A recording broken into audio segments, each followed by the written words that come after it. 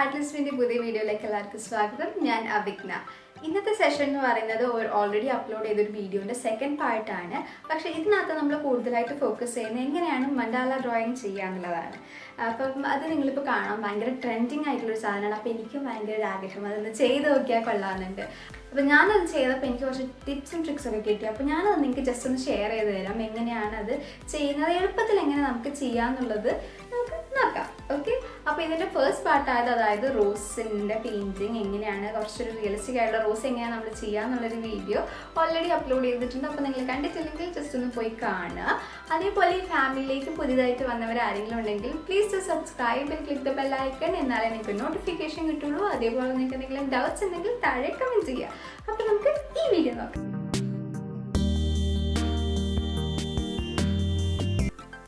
അപ്പോൾ ഇവിടെ കാണുന്ന ഈ റോസും ഫ്ലവേഴ്സും എങ്ങനെയാണ് ചെയ്യേണ്ടതെന്നുള്ള വീഡിയോസ് പാർട്ട് ബൈ പാർട്ടായിട്ട് അപ്ലോഡ് ചെയ്തിട്ടുണ്ട്. വിത്ത് നറേഷൻ എങ്ങനെയാണ് ചെയ്യേണ്ടതെന്ന് സ്റ്റെപ്പ് ബൈ സ്റ്റെപ്പ് നിങ്ങൾക്ക് പറഞ്ഞു തന്നിട്ടുണ്ട്. അപ്പോൾ നിങ്ങൾ കണ്ടിട്ടില്ലെങ്കിൽ ജസ്റ്റ് ഒന്ന് പോയി കാണുക. നിങ്ങൾക്ക് എന്തെങ്കിലും ഡൗട്ട്സ് ഉണ്ടെങ്കിൽ താഴെ കമൻറ്റ് ചെയ്യുക. അപ്പോൾ നമ്മൾ ഈ വീഡിയോയിൽ നോക്കാൻ പോകുന്നത് മണ്ടാല ഡ്രോയിങ് എങ്ങനെയാണ് ചെയ്യാമെന്നാണ്. അപ്പോൾ അതിന് നമുക്ക് മോസ്റ്റ്ലി അതൊരു സർക്കിൾ ഷേപ്പിൽ, ഇപ്പം ബിഗിനർ ലെവൽ അല്ലെങ്കിൽ ഒരു ബേസിക് മണ്ടാല ഡ്രോയിങ് നമ്മൾ എവിടെ കാണുകയാണെങ്കിലും അതൊരു റൗണ്ട് ഷേപ്പിൽ കുറേ പാറ്റേൺസ് വരുന്ന പോലെയാണ് ഉണ്ടാകുന്നത്. പല ഷേപ്പിൽ പല ആർട്ടിസ്റ്റ് അവരുടേതായ രീതിക്ക് ചെയ്യുന്നുണ്ട്. അപ്പോൾ നമുക്ക് ജസ്റ്റ് ബിഗിനർ ലെവലിൽ നോക്കാം. ഇനീഷ്യലി നിങ്ങൾ മനസ്സിൽ കുറച്ച് പാറ്റേൺസിനെ കണ്ടുവെക്കുക. ഓക്കെ, എനിക്ക് ഇതൊക്കെയാണ് എൻ്റെ സർക്കിൾ അല്ലെങ്കിൽ റൗണ്ട്സിൽ വേണ്ടതെന്നുള്ളത് കണ്ടുവെക്കുക. എന്നിട്ട് അത് കണ്ടുവെച്ച് കഴിഞ്ഞാൽ നമ്മൾ ഈ സർക്കിൾസ് വരയ്ക്കുക, കോമ്പസ് യൂസ് ചെയ്തിട്ട് സർക്കിൾസ് വരയ്ക്കുക. അപ്പോൾ നമുക്ക് എത്ര വലുപ്പത്തിലാണുള്ളത് ഏകദേശം ഒരു അസംഷൻ വെച്ചിട്ട് വരച്ചാലും മതി, കുഴപ്പമൊന്നുമില്ല. നമുക്ക് അതിനനുസരിച്ചിട്ട് നമുക്കിഷ്ടമുള്ള പാറ്റേൺസ് ആഡ് ചെയ്ത് കൊടുക്കുക. അപ്പോൾ ഞാൻ ചെയ്തതെന്ന് വെച്ചാൽ എനിക്കിഷ്ടമുള്ള പോലെ റാൻഡമായിട്ട് കുറച്ച് സർക്കിൾസ് വരച്ചു, കുറച്ച് ചെറുതും വലുതും ഒക്കെ ആയിട്ട് ഞാൻ വരച്ചു. എന്നിട്ട് ഏറ്റവും അവസാനത്തെ ഇതിൽ വന്നിട്ട് നമ്മളൊരു പെർട്ടിക്കുലർ ഡിസ്റ്റൻസ്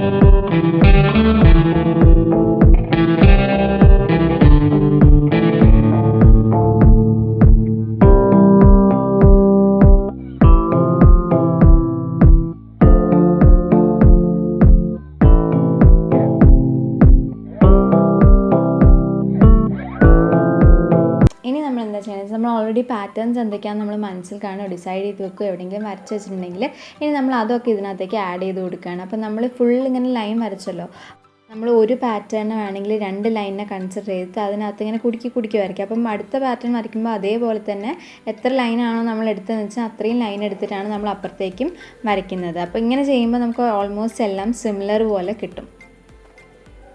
അപ്പോൾ ഞാൻ ആദ്യം ഫുൾ ത്രൂ ഔട്ട് സാധനം പെൻസിലിനെ കൊണ്ട് വരച്ചു. കാരണം ഇതിൻ്റെ മുകളിൽ ഇനി എന്തെങ്കിലും തെറ്റ് വന്നാൽ തെറ്റ് വരണ്ടാന്ന് വിചാരിച്ചിട്ട് ഞാൻ കംപ്ലീറ്റ് സാധനം പെൻസിലിനെ കൊണ്ട് വരച്ചതിന് ശേഷമാണ് നമ്മൾ ഫൈൻ ലൈനർ വെച്ചിട്ട് വരയ്ക്കുന്നത്. അപ്പം പെൻസിലിനെ കൊണ്ട് വെച്ച് വരച്ചത് നിങ്ങൾക്ക് ചിലപ്പം ക്ലിയറായി കണ്ടെന്ന് വരില്ല. അപ്പോൾ ഫൈൻ ലൈനർ വെച്ചിട്ട് ഞാൻ ഓരോ പാറ്റേൺ, ഏതൊക്കെ പാറ്റേൺസാണ് ഞാൻ ഇതിനകത്ത് ചെയ്തതെന്നുള്ളത് കാണിച്ചു തരാം.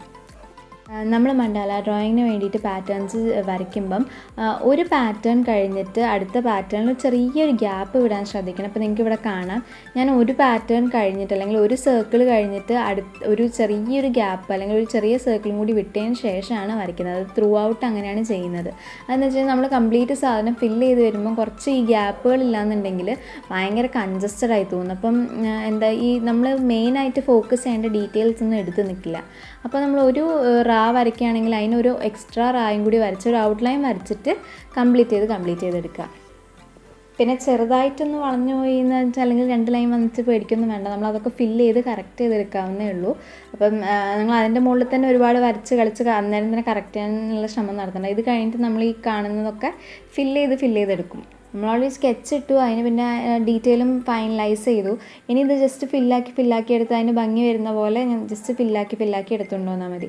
അപ്പോൾ ഇനി നിങ്ങൾക്ക് ഇതിൻ്റെ കറക്റ്റ് ഫോട്ടോ വേണമെങ്കിൽ എവിടെയാണ് ഫില്ലാക്കിയതെന്ന് നിങ്ങൾക്ക് കറക്റ്റ് കാണണമെന്നുണ്ടെങ്കിൽ എൻ്റെ ഇൻസ്റ്റാഗ്രാം അക്കൗണ്ടിൽ പോയി കഴിഞ്ഞാൽ ഇതിൻ്റെ ഫോട്ടോ ഞാൻ ഓൾറെഡി പോസ്റ്റ് ചെയ്തിട്ടുണ്ട്. അപ്പോൾ നിങ്ങൾക്ക് കുറച്ചും കൂടി ക്ലോസർ വ്യൂ കിട്ടും.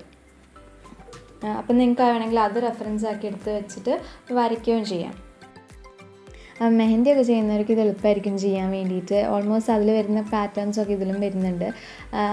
അപ്പോൾ നിങ്ങൾക്ക് അറിയുമെന്നറിയില്ല, ഞാൻ ബേസിക്കലി ഒരു മെഹന്തി ആർട്ടിസ്റ്റാണ്. എൻ്റെ ആർട്ട് കരിയർ തുടങ്ങിയതൊക്കെ അതിലാണ്. അപ്പോൾ നിങ്ങൾക്ക് എൻ്റെ ഇൻസ്റ്റാഗ്രാം അക്കൗണ്ടിൽ പോയി കാണാം ഞാൻ ചെയ്ത വർക്ക്സൊക്കെ. ബേസിക്കലി നമ്മൾ ചെയ്യുന്നതെന്ന് വെച്ചാൽ ഇതിനകത്ത് പാറ്റേൺസിനെ കുറച്ച് നല്ലോണം എടുത്ത് നിൽക്കണം. അപ്പോൾ ബ്ലാക്കിൽ നമ്മൾ വൈറ്റ് ചെയ്ത് കഴിഞ്ഞാൽ നല്ലോണം എടുത്ത് നിൽക്കുമല്ലോ. അപ്പോൾ നമ്മൾ വൈറ്റ് ആയിട്ടുള്ളതിനൊക്കെ നമ്മൾ ഓൾമോസ്റ്റ് അതിൻ്റെ ഫുൾ ചുറ്റും ബ്ലാക്ക് കൊടുത്തിട്ട് ആ വൈറ്റിനെ മാത്രം ഫോക്കസ് ആവുന്ന രീതിക്ക് ചെയ്യണം. അപ്പോൾ നമ്മൾ ഓൾമോസ്റ്റ് എല്ലാ പാറ്റേണിനും ഇതുപോലെ ബോർഡറിൽ കറുപ്പ് കൊടുത്തിട്ട് എടുക്കണം. പിന്നെ ഒരു കാര്യം എന്ന് വെച്ച് കഴിഞ്ഞാൽ നമ്മൾ ഓൾറെഡി പെൻസിലിനെ കൊണ്ട് സ്കെച്ച് ഇട്ട്, ഇപ്പോൾ ബിഗ്നേഴ്സ് ആണെങ്കിൽ അങ്ങനെ ചെയ്താൽ മതി. ഞാൻ ബിഗ്നറാണ്, അതുകൊണ്ട് ഞാൻ അങ്ങനെയാണ് ചെയ്തത്. കാരണം എനിക്ക് ഇങ്ങനെ കുറച്ചൊരു പെർഫെക്ഷനിസ്റ്റ് കളിക്കുന്ന ആളാണ്. അപ്പോൾ എനിക്ക് കുറച്ച് കറക്റ്റായിട്ട് വേണം എന്നുള്ളതിനെ കൊണ്ടാണ് ഞാൻ പെൻസിലിനെ കൊണ്ട് സ്കെച്ച് ഇട്ടത്.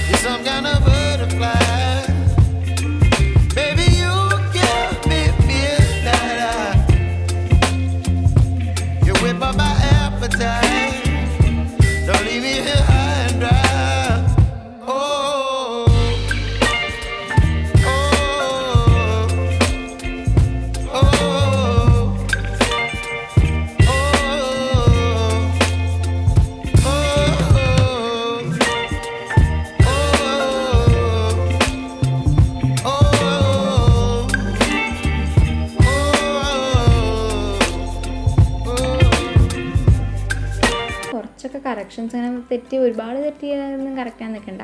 ചെറുതായിട്ടൊക്കെ തെറ്റിപ്പോയിട്ടുണ്ടെന്നുണ്ടെങ്കിൽ നിങ്ങൾക്ക് കറക്റ്റ് ചെയ്തിട്ട് അതിനെ സെറ്റാക്കി എടുക്കാവുന്നതേ ഉള്ളൂ. അപ്പം നിങ്ങൾക്ക് മണ്ടാല ഡ്രോയിങ് ചെയ്യണമെന്ന് ആഗ്രഹമുള്ളവർക്ക് കുറച്ച് ടിപ്സ് ആൻഡ് ട്രിക്സ് ഒക്കെ കിട്ടിയെന്ന് വിചാരിക്കുന്നു. അപ്പോൾ നിങ്ങൾക്ക് ഇനിയും കുറച്ചും കൂടി നല്ല രീതിക്ക് ചെയ്യാൻ പറ്റുമെന്ന് വിചാരിക്കുന്നു. എന്തെങ്കിലും ഡൗട്ട്സ് ഉണ്ടെങ്കിൽ താഴെ കമൻറ്റ് ചെയ്യുക. വീഡിയോ ഇഷ്ടപ്പെട്ടു എന്ന് വിചാരിക്കുന്നു. അടുത്ത വീഡിയോ കാണുമ്പോഴേക്കും ടാറ്റാ, ബൈ ബൈ.